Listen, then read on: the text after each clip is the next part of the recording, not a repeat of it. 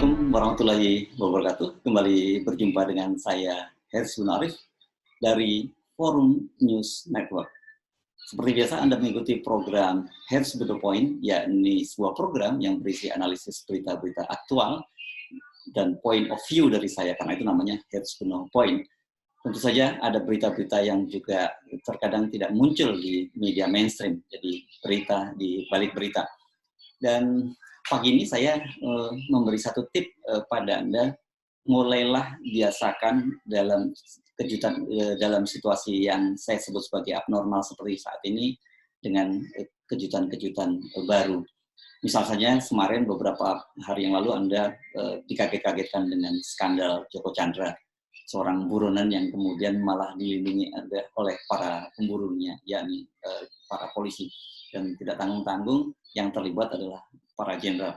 Sekarang mereka sedang diusut oleh Mabes Polri.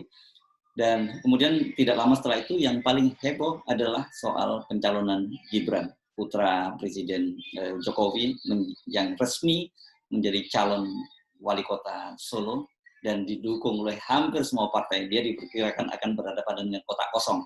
Jadi ada yang mengusulkan agar Gibran segera saja diresmikan, dibuat perpres gitu untuk ditunjuk sebagai wali kota Solo. Jadi tidak perlu melakukan pilwalkot yang menelan dana yang cukup besar, dan biasanya dalam pilwalkot juga menimbulkan konflik. Di luar berita itu, ini memang agak unik sekali Indonesia itu. Muncul isu yang cukup ramai di media sosial, yakni klepon yang lebih islami.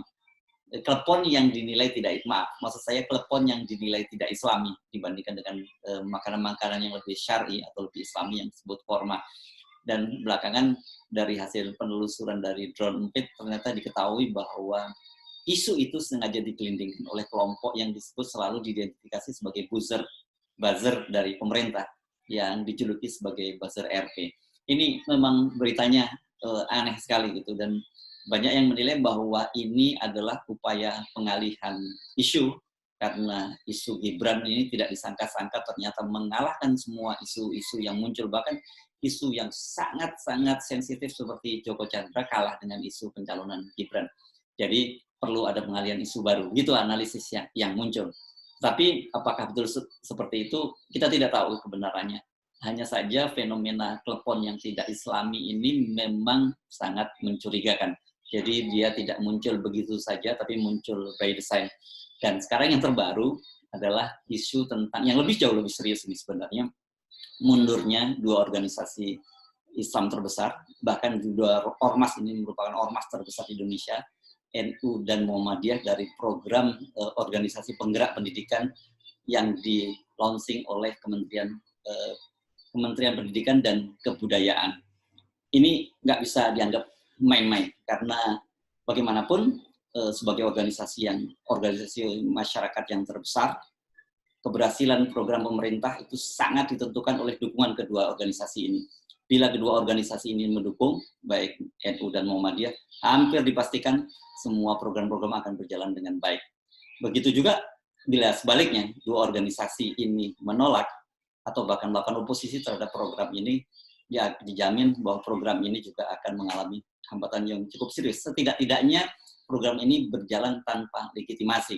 Apalagi berkaitan dengan dunia pendidikan yang selama ini identik, ada semacam konvensi di politik Indonesia biasanya dipegang oleh orang Muhammadiyah. Mengapa? Karena Muhammadiyah adalah lembaga yang selama ini cukup serius menangani masalah pendidikan, dan lembaga-lembaga pendidikannya tersebar di seluruh Indonesia. Kemudian NU juga seperti itu. Nah, menterinya biasanya dipegang oleh Muhammadiyah. Hanya pada masa SBY pernah dipegang oleh tokoh NU, yakni Pak Muhammad Nuh. Yang menarik pada zaman Jokowi, kementerian itu pada periode kedua ini tidak diberikan kepada NU maupun Muhammadiyah. Sementara pada periode yang pertama sempat diberikan kepada tokoh Muhammadiyah, yakni Muhadjir Effendi yang sekarang jadi Menko PMK. Sekarang diberikan kepada seorang tokoh milenial, yakni Nadiem Makarim, yang sering dipanggil sebagai Mas Menteri. Ini memang agak esentrik, bos Gojek yang satu ini, tampilannya tidak mencerminkan seorang menteri pendidikan yang selama ini dikenal cukup serius karena bagaimanapun menangani masalah yang sangat vital di Indonesia. Nah, kembali ke topik tadi, apa sih yang menjadi penyebab kemudian Muhammadiyah dan NU menarik diri dari program POP atau program penggerak program organisasi penggerak? Rupanya ada satu hal yang mencurigakan yang dicium oleh NU, bahkan juga sebenarnya DPR juga sudah mencium ini. Ada dua lembaga CSR besar, dua organisasi dari perusahaan-perusahaan besar yang juga mendapat bantuan, yakni dari Sampurna Foundation dan Tanoto Foundation. Ini seperti kita ketahui, Sampurna dan Tanoto Foundation adalah milik dua konglomerat, dua taipan besar di Indonesia, dan mereka membuat CSR, yakni yang melalui Sampurna Foundation dan kemudian Tanoto Foundation. Ini mereka bergerak di bidang pendidikan juga. Jadi sebenarnya mereka menyalurkan dana-dana CSR dari perusahaan.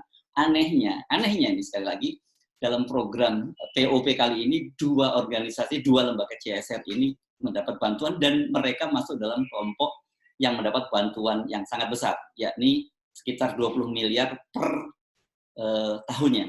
Total bantuan POP ini anggarannya kalau tidak salah saya 567 miliar. Jadi kalau masing-masing mendapat 20 miliar, kira-kira mereka mendapat sekitar 3,5% dari total semua anggaran yang disediakan oleh Kemendikbud. Dan kemudian ini yang mereka ini masuk dalam kategori gajah.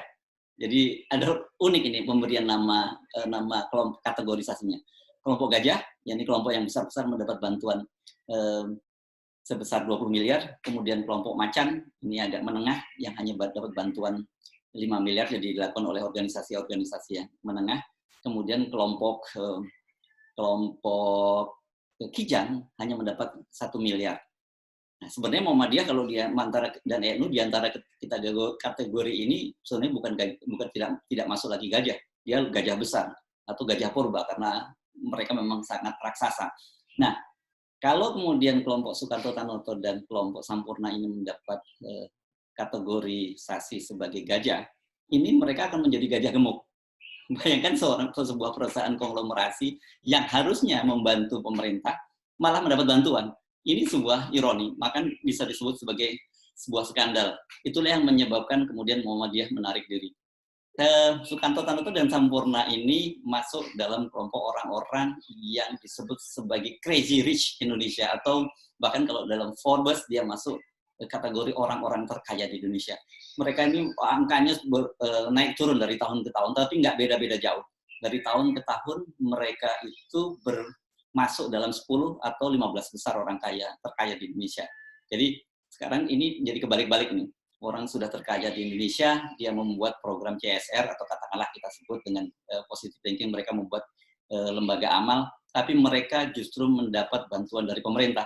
Sementara lembaga-lembaga lain yang harusnya dibantu oleh pemerintah malah tidak mendapat bantuan. Inilah yang dicium oleh Muhammadiyah, mencurigakan, dan alasan yang disampaikan oleh NU maupun Muhammadiyah cukup elegan.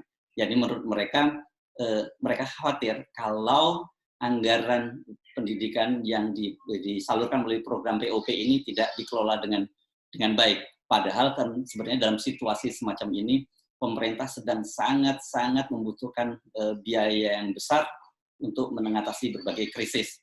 Jadi kalau kemudian anggaran-anggaran yang dikelola oleh Kemendikbud ini disalurkan ke lembaga-lembaga yang salah, lembaga-lembaga yang tepat, tentu saja sangat disayangkan. Inilah yang sekarang ini jadi isu yang bergulir cukup menarik, tapi kalau saya melihat kemudian oposisinya muncul dari Muhammadiyah dan NU, maka sangat besar kemungkinan akan ada evaluasi yang serius dari pemerintah untuk menangani kasus ini. Tetapi satu hal yang membuat kita menjadi sadar bahwa memang negara ini sudah mulai diurus, ada semacam kesalahan salah kelola dalam negara ini. Mengapa kemudian skandal-skandal muncul? Begitu juga dengan figur yang sekarang banyak mendapat sorotan, yakni Nadiem Makarim. Bagaimanapun meskipun itu dikelola oleh lembaga atau anak buahnya, tetapi Nadiem Makarim tidak bisa mengelak begitu saja bahwa itu bukan tanggung jawab dia. Sampai-sampai seorang pengamat politik, kolumnis senior, saya nyebut Bang Fahri Ali, membuat status yang sangat keras.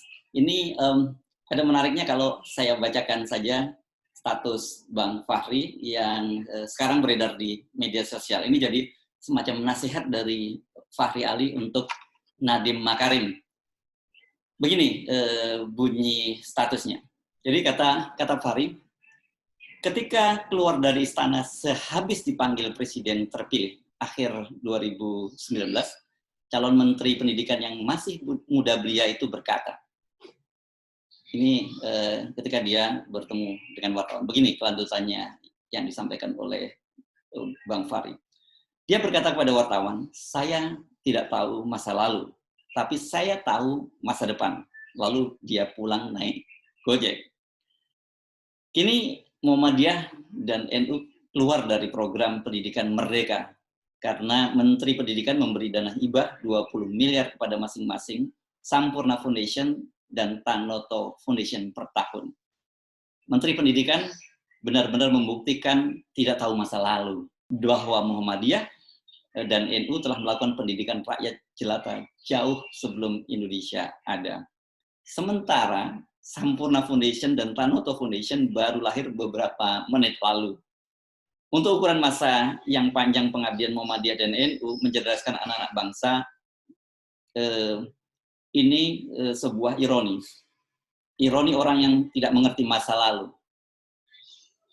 Dan kemudian di akhir statusnya, Bang Fahri membuat sebuah pernyataan yang cukup keras. Saya perintahkan Menteri Pendidikan untuk belajar sejarah. Sampai berjumpa di lain kesempatan. Saya Haris Munarif. Assalamualaikum warahmatullahi wabarakatuh.